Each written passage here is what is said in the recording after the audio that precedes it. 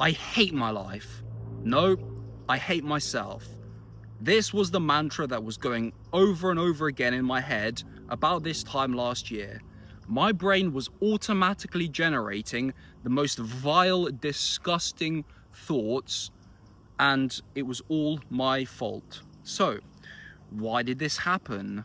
And more importantly, how did I get to this stage where I feel so in control of everything in my life, where I'm about to compete in a natural bodybuilding show, I'm about to move to Thailand and go all in on my business without any safety net. I'm literally flowing through each day with maximum aura, maximum flow state, feeling an all-time high, full of self-confidence, without a single doubt in my mind. Well, let me tell you the story of how I got here. Going back last year, I was in a very frantic and chaotic situation. Cut.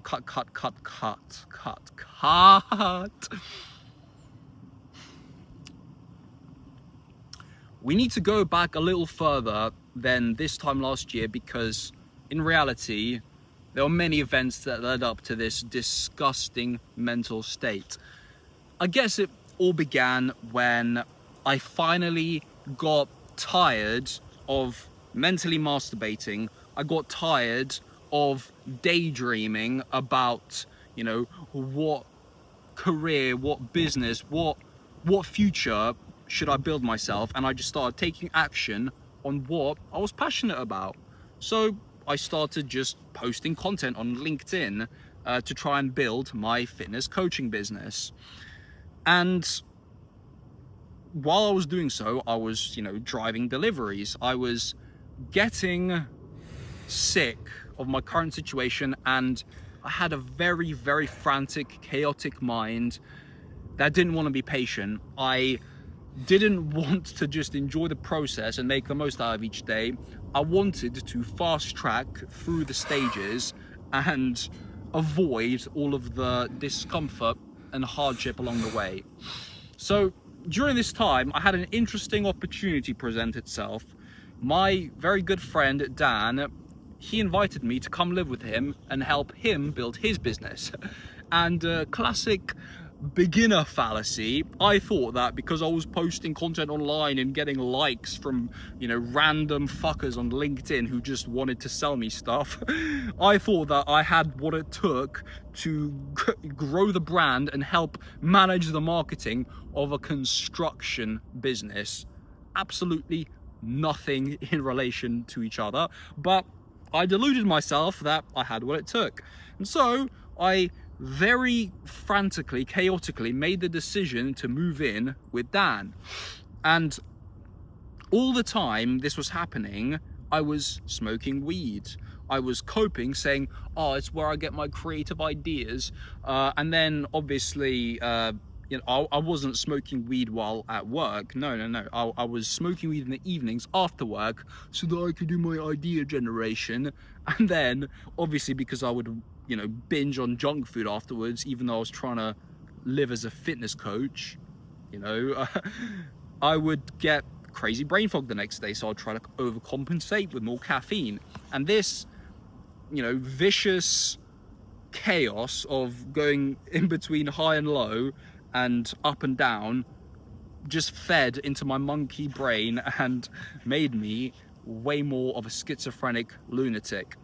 And so I moved in with Dan and tried to develop 2 businesses at the same time without any knowledge, experience, or skill in either, without developing myself, without focus on my own personal growth. Needless to say, this didn't go very well, because I also moved out without any safety net, without any savings, without any income. I thought that, oh yeah, Dan will look after me, because he said, yeah, I'll cover your expenses, just help me out, I'll help you out. Yeah, sounds like a really an idea, right? But anyway, I just made so many impulsive decisions that everything went to shit, naturally. It's inevitable. And during the time, may I mention that I met a wonderful girl I very, very quickly fell in love with, started a relationship with.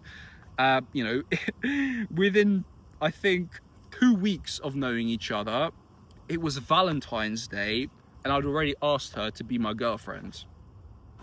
Because this frantic, chaotic monkey mind was making impulsive decisions. And so I moved in, and everything started deteriorating rather quickly. Because I had no emotional stability, I didn't lay any real foundations of personal development. I was very hard to work with.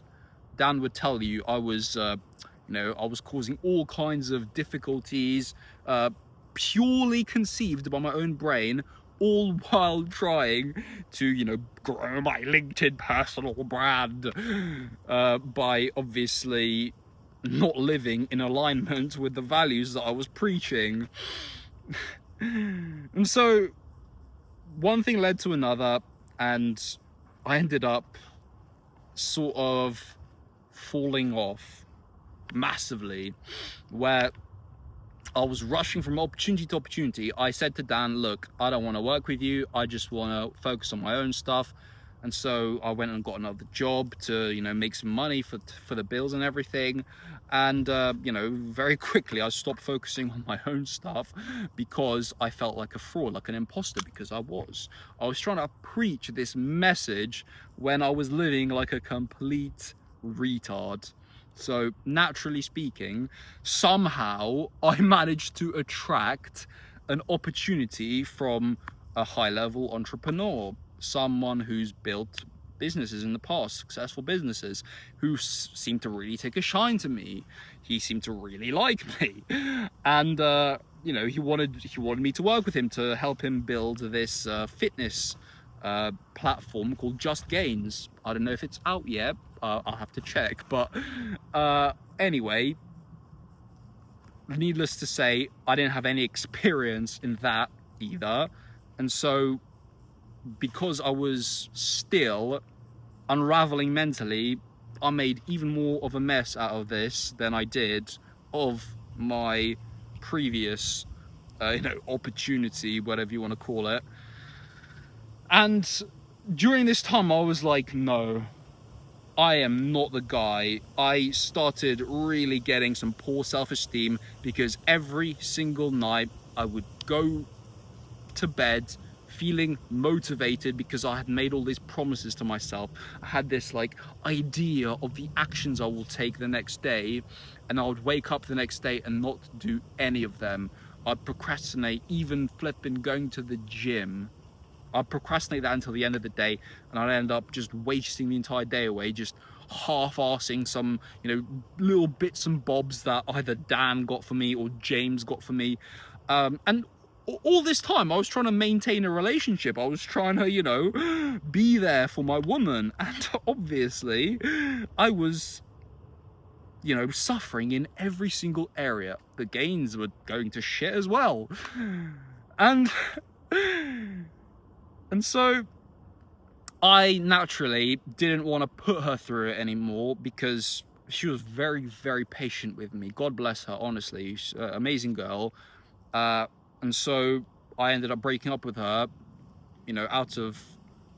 I didn't want to do that. It was so painful, right? I really, really did not want to do it, but I forced myself. I was like, the progress I want is on the other side of this suffering. And so I pulled the trigger.